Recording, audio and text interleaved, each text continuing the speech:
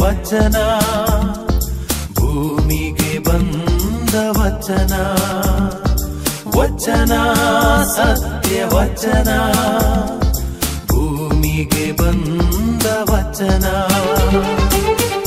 ಆದಿಯಲ್ಲಿ ಇದ್ದ ವಚನ ನಮ್ಮ ನೋಡ ಬಂದ ವಚನ ವಚನ ಸತ್ಯ ವಚನ ಭೂಮಿಗೆ ಬಂದ ವಚನ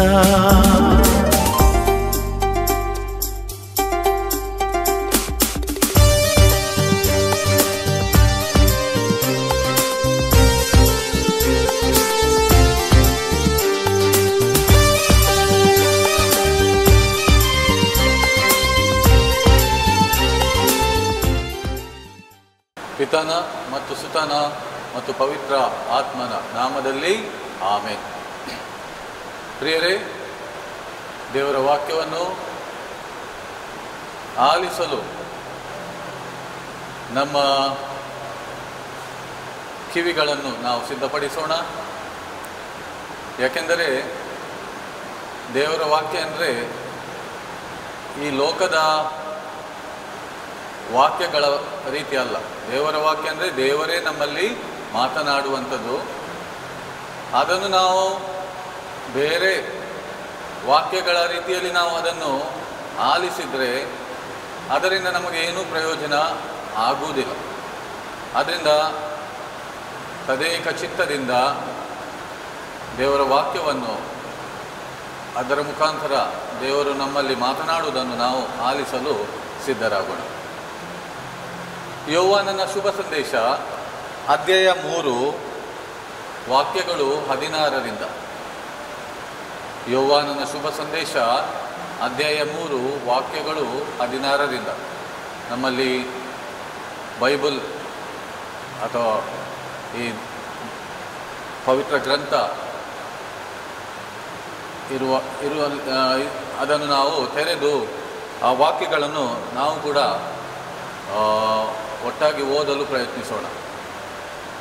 ಬೈಬಲ್ ಇಲ್ಲದೇ ಇದ್ದರೆ ವಾಕ್ಯಗಳನ್ನು ಆಲಿಸೋಣ. ದೇವರು ಲೋಕವನ್ನು ಎಷ್ಟಾಗಿ ಪ್ರೀತಿಸಿದರು ಅಂದರೆ ತಮ್ಮ ಏಕೈಕ ಪುತ್ರನನ್ನೇ ದಾರಿ ಎರೆದರು. ಆತನಲ್ಲಿ ವಿಶ್ವಾಸವಿಟ್ಟ ಯಾರೂ ನಾಶವಾಗದೆ ಎಲ್ಲರೂ ನಿತ್ಯ ಜೀವವನ್ನು ಪಡೆಯಬೇಕೆಂಬುದೇ ದೇವರ ಉದ್ದೇಶ. ದೇವರು ತಮ್ಮ ಪುತ್ರನನ್ನು ಈ ಲೋಕಕ್ಕೆ ಕಳುಹಿಸಿದ್ದು ಲೋಕವನ್ನು ತೀರ್ಪಿಗೆ ಗುರಿ ಮಾಡಲೆಂದು ಅಲ್ಲ, ಪುತ್ರನ ಮುಖಾಂತರ ಲೋಕ ಉದ್ಧಾರವಾಗಲೆಂದು. ಪುತ್ರನಲ್ಲಿ ವಿಶ್ವಾಸ ಇಟ್ಟವನಿಗೆ ತೀರ್ಪಿಲ್ಲ. ಆತನಲ್ಲಿ ವಿಶ್ವಾಸವಿಡದವನಾದರೂ ಈಗಾಗಲೇ ತೀರ್ಪಿಗೆ ಗುರಿಯಾಗಿದ್ದಾನೆ. ಏಕೆಂದರೆ ಅವನಿಗೆ ದೇವರ ಏಕೈಕ ಪುತ್ರನಲ್ಲಿ ವಿಶ್ವಾಸ ಇಲ್ಲ. ಪ್ರಿಯರೇ, ದೇವರ ವಾಕ್ಯಕ್ಕೆ ನಾವು ಶುಭ ಸಂದೇಶ ಎಂದು ಹೇಳ್ತೇವೆ, ಅಥವಾ ಆಂಗ್ಲ ಭಾಷೆಯಲ್ಲಿ ಗುಡ್ ನ್ಯೂಸ್ ಅಂತ ಹೇಳ್ತೇವೆ. ಕೊಂಕಣಿ ಭಾಷೆಯಲ್ಲಿ ನಾವು ಬೋರಿ ಕೊಬಾರ್ ಅಂತ ಹೇಳ್ತೇವೆ. ಕಾರಣ ಏನೆಂದರೆ ಈ ದೇವರ ವಾಕ್ಯದಲ್ಲಿ ನಮಗೆ ಶುಭ ಸಂದೇಶ ಇದೆ, ಒಳ್ಳೆಯ ಸಂದೇಶ ಇದೆ.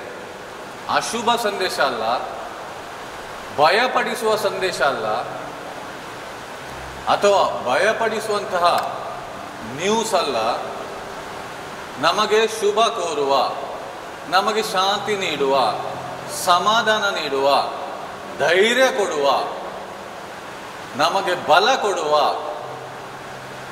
ನಮಗೆ ಜೀವನ ಎಂಬುದು ಎಷ್ಟೊಂದು ಅರ್ಥಭರಿತವಾದುದು, ಅದನ್ನು ಇನ್ನೂ ಜೀವಿಸಬೇಕು ಎಂಬ ಒಂದು ಆಶೆಯನ್ನು ನಮ್ಮಲ್ಲಿ ಮೂಡಿಸುವ ವಾಕ್ಯವಾಗಿದೆ ದೇವರ ವಾಕ್ಯ. ಅದಕ್ಕಾಗಿ ಅದನ್ನು ಶುಭ ಸಂದೇಶ ಎಂದು ನಾವು ಕರೀತೇವೆ.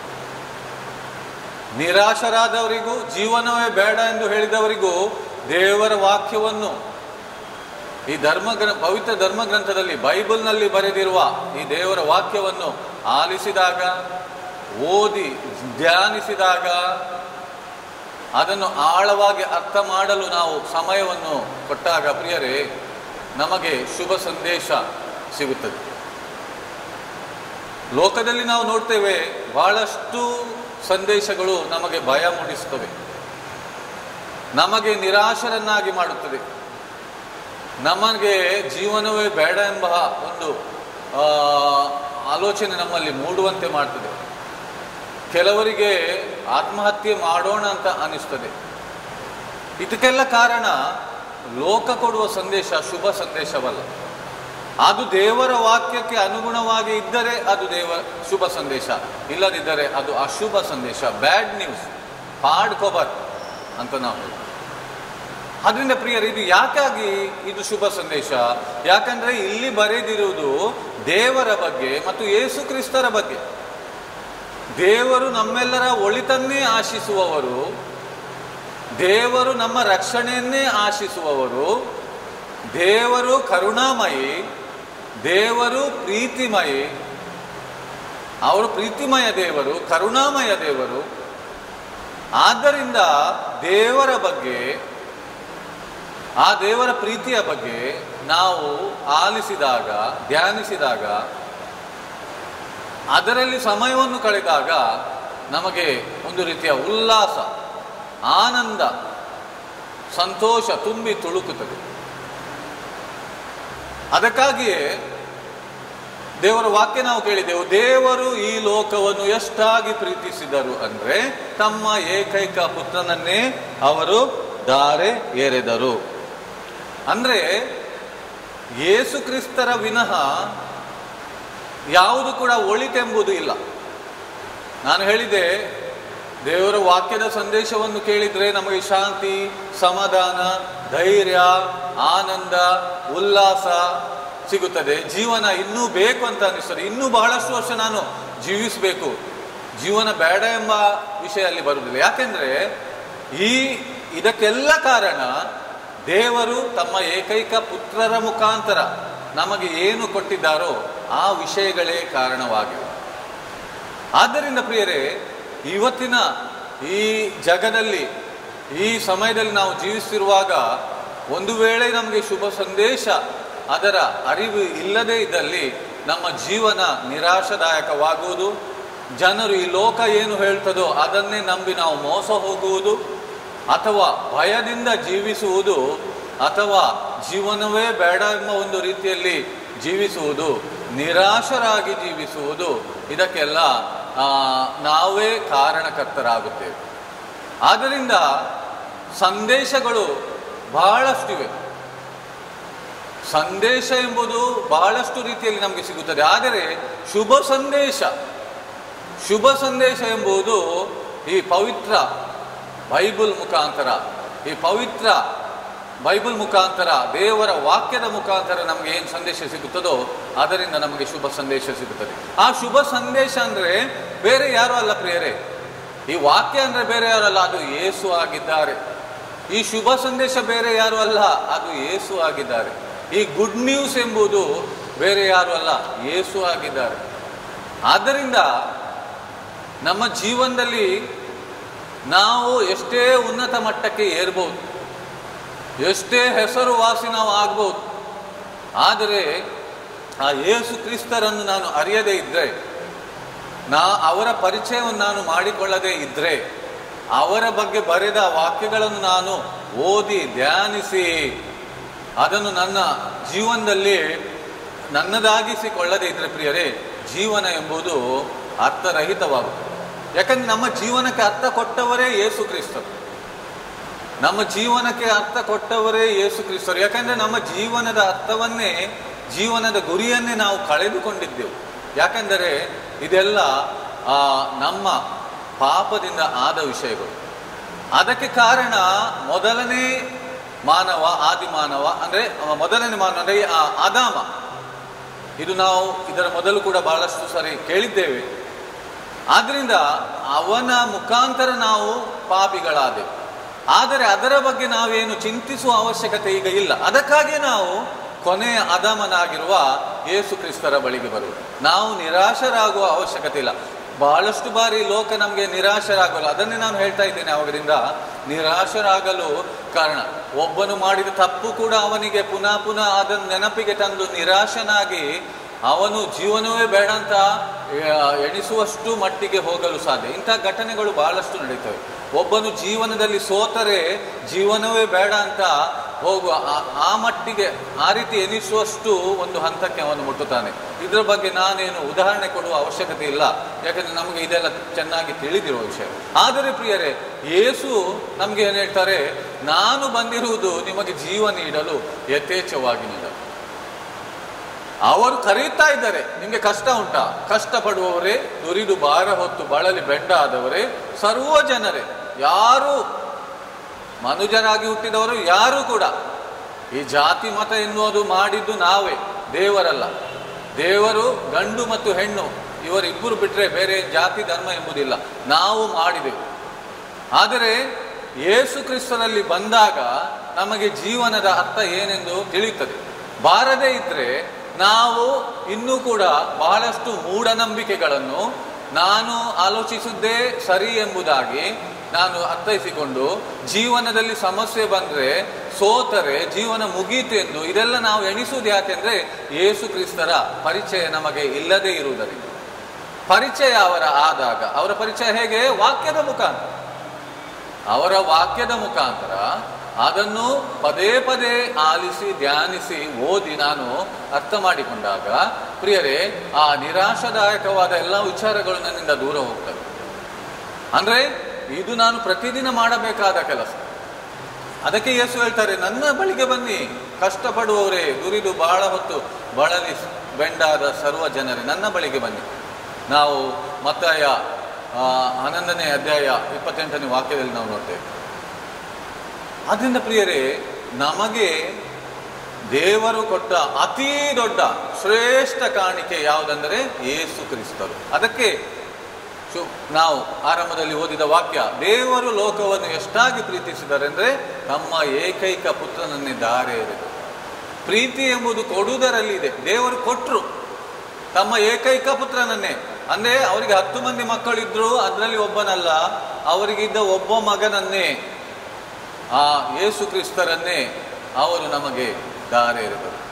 ಯಾವುದೇ ಪಾಪ ಅಥವಾ ಯಾವುದೇ ರೀತಿಯ ಒಂದು ಕಳಂಕ ಇಲ್ಲದ ತಮ್ಮ ಏಕೈಕ ಪುತ್ರನನ್ನು ಧಾರೆ ಎರೆದರು. ಅಂದರೆ ಕೇವಲ ಲೋಕಕ್ಕೆ ಕಳುಹಿಸಿದ್ದು ಮಾತ್ರ ಅಲ್ಲ,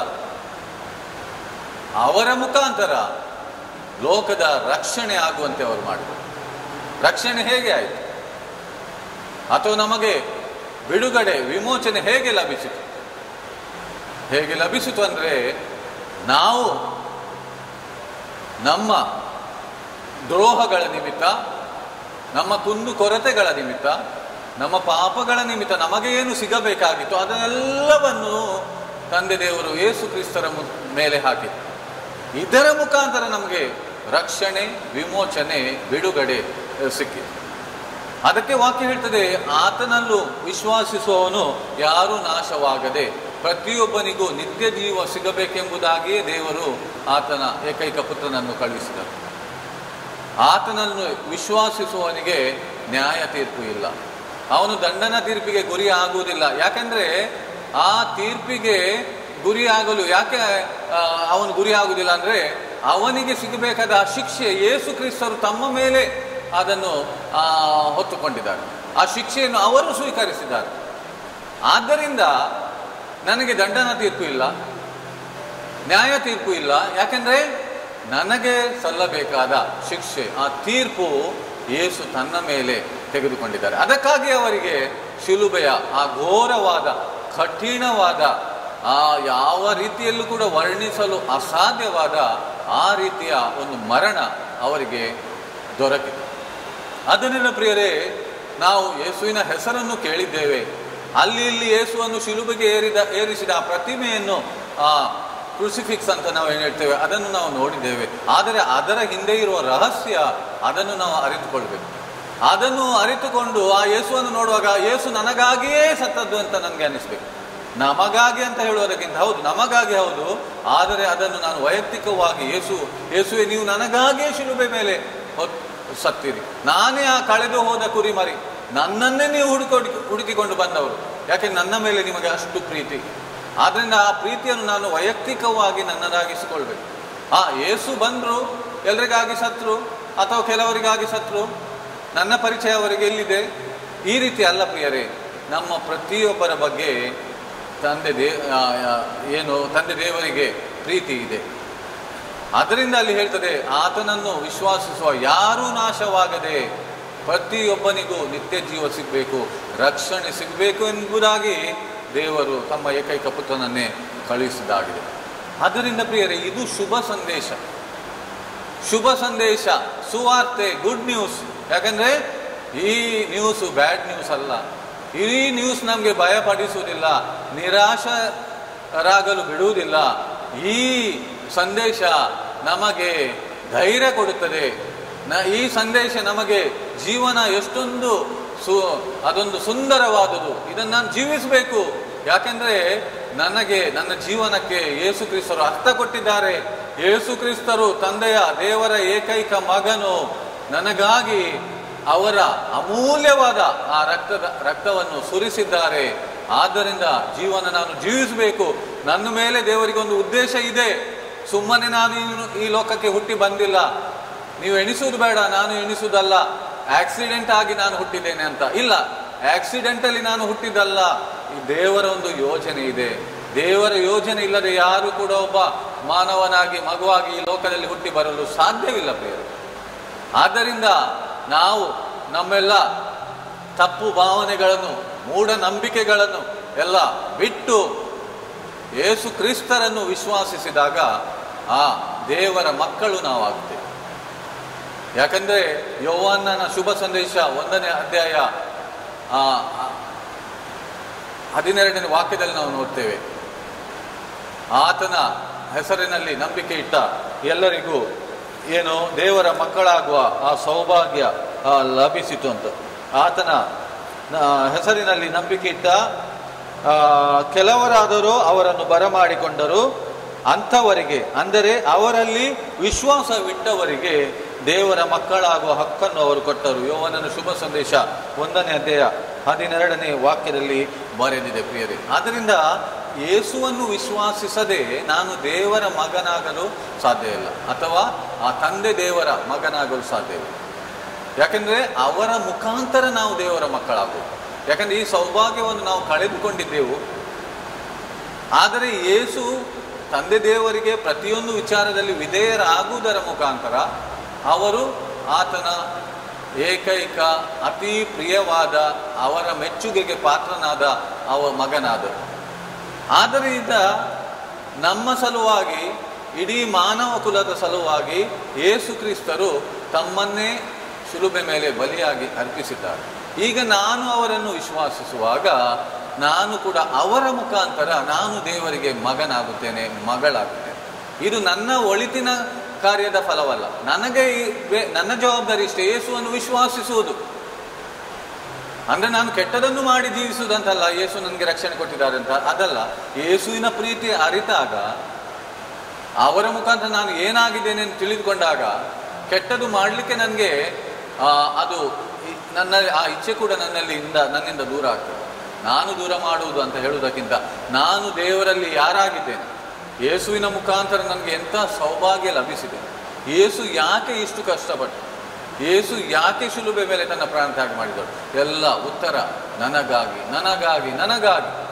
ಆವಾಗ ಪ್ರಿಯರೇ, ನನ್ನ ಒಂದು ಸ್ಥಾನಮಾನ, ನನ್ನ ಬೆಲೆ, ನಾನು ಎಷ್ಟು ನನ್ನ ಮೌಲ್ಯ ಏನು ಎಂಬುದು ನನಗೆ ಅರಿವಾಗುತ್ತದೆ. ಆದ್ದರಿಂದ ಪ್ರಿಯರೇ, ದೇವರು ಯೇಸು ಕ್ರಿಸ್ತರ ಮುಖಾಂತರ ನಮ್ಮ ಮೇಲೆ ತೋರಿಸಿದ ಆ ಪ್ರೀತಿಯನ್ನು ನಾವು ಕಳೆದುಕೊಳ್ಳುವುದಲ್ಲ, ಆ ಪ್ರೀತಿಯಿಂದ ನಾವು ದೂರವಾಗುವುದಲ್ಲ, ಆ ಪ್ರೀತಿಯಿಂದ ನಾವು ವಂಚಿತರಾಗದೆ, ಅಂದರೆ ವಂಚಿತರಾಗುವುದಂದರೆ ಆ ಪ್ರೀತಿಯ ಬದಲಾಗಿ ಲೋಕದ ಪ್ರೀತಿಯ ಹಿಂದೆ ಓಡಿ ಈ ಪ್ರೀತಿಯನ್ನು ಅನುಭವಿಸದೆ ಆ ಸೈತಾನನ ಬಲೆಗೆ ನಾವು ಬಿದ್ದು ಅವನು ಕೂಡ ಯೇಸುವಿನ ಪ್ರೀತಿಗಿಂತ ಮಿಗಿಲಾದ ಪ್ರೀತಿ ಲೋಕ ಕೊಡ್ತದಂತ ಹೇಳ್ಬೋದು. ಅಥವಾ ಯೇಸುವನ್ನು ವಿಶ್ವಾಸಿಸಲು ನಾನಾ ರೀತಿಯ ಅಡೆತಡೆಗಳನ್ನು ನಮ್ಮಲ್ಲಿ ತರಬಹುದು. ಅವರನ್ನು ಈವಾಗಲೇ ವಿಶ್ವಾಸಿಸಿದವರಿಗೂ ಕೂಡ ಅವರ ಮೇಲೆ ಸಂಶಯ ಮೂಡುವಂತೆ, ಅವಿಶ್ವಾಸ ಮೂಡುವಂತೆ ಮಾಡ್ಬೋದು. ಆದರೆ ಪ್ರಿಯರೇ, ನಾವು ಯಾವಾಗಲೂ ಜಾಗರೂಕರಾಗಿರ್ಬೇಕು, ಎಚ್ಚರಿಕೆಯಿಂದ ಇರಬೇಕು. ದೇವರ ವಾಕ್ಯ ಹೇಳ್ತದೆ, ಎಚ್ಚರವಾಗಿರಿ ಪ್ರಿಯರೇ, ಎಚ್ಚರವಾಗಿರಿ. ಯಾಕಂದರೆ ಇದು ಬಹಳ ಮುಖ್ಯ. ಕಳ್ಳನು ಬರ್ತಾನೆ ಕದಿಯಲು, ನಾಶ ಮಾಡಲು, ಕೊಲ್ಲಲು. ಯೇಸು ಹೇಳ್ತಾರೆ, ತನ್ನ ಬಾಯಿಂದಲೇ ಅವರು ಹೇಳ್ತಾರೆ, ನಾನು ಬಂದಿರುವುದಾದರೂ ನಿಮಗೆ ಜೀವ ನೀಡಲು, ಯಥೇಚ್ಛವಾಗಿ ನೀಡಲು. ಯೌವನನ ಶುಭ ಸಂದೇಶದಲ್ಲಿ ಇದೆ, ಅಧ್ಯಾಯ 10 ವಾಕ್ಯಗಳು 10 ಪ್ರಿಯರೇ. ಆದ್ದರಿಂದ ನಾವು ದೇವರಿಗೆ ಸ್ತೋತ್ರ ಸಲ್ಲಿಸೋಣ. ಯೇಸುವಿನ ಮುಖಾಂತರ ಅವರು ನಮಗೆ ಕೊಟ್ಟ ತುಂಬಿ ತುಳುಕುವ ಪ್ರಮಾಣದ ಜೀವಕ್ಕಾಗಿ ಯಥೇಚ್ಛವಾಗಿ ನಮಗೆ ಜೀವವನ್ನು ಅವರು ಕೊಟ್ಟಿದ್ದಾರೆ. ಈ ಜೀವವನ್ನು ಅವರ ವಾಕ್ಯದ ಮುಖಾಂತರ ನಾವು ಅರ್ಥ ಮಾಡಿಕೊಳ್ಳೋಣ. ನಮ್ಮಲ್ಲಿರೋ ಕುಂದುಕೊರತೆಗಳ ಬಗ್ಗೆ, ಪಾಪಗಳ ಬಗ್ಗೆ ನಾವು ಚಿಂತಿಸದೆ, ಯೇಸುವಿನ ಮುಖಾಂತರ ದೇವರು ನಮ್ಮನ್ನು ಎಷ್ಟು ಪ್ರೀತಿಸಿದ್ದಾರೆ ಅದರ ಬಗ್ಗೆ ನಾವು ಧ್ಯಾನಿಸಿ, ಆ ಪ್ರೀತಿಯನ್ನು ಸವಿದು ಈ ಲೋಕದ ಪ್ರೀತಿಗೆ ಹಿಂದೆ ಓಡುವುದನ್ನು ನಾವು ಬಿಟ್ಟು ಪ್ರಿಯರೇ, ದೇವರ ಪ್ರೀತಿಯನ್ನು ಪ್ರತಿ ಕ್ಷಣ ನಾವು ಸವಿಯೋಣ, ಅನುಭವಿಸೋಣ, ಪರರಿಗೆ ಹಂಚೋಣ. ಮತ್ತು ಇಂತಹ ಒಂದು ಸೌಭಾಗ್ಯವನ್ನು ಯೇಸು ಕ್ರಿಸ್ತರ ಮುಖಾಂತರ ನಮಗೆ ದಯಪಾಲಿಸಿದ ದೇವರಿಗೆ, ಆ ತಂದೆ ದೇವರಿಗೆ ಸದಾ ಸ್ತುತಿ ಸ್ತೋತ್ರ ಸಲ್ಲಿಸೋಣ. ಆಮೇನ್.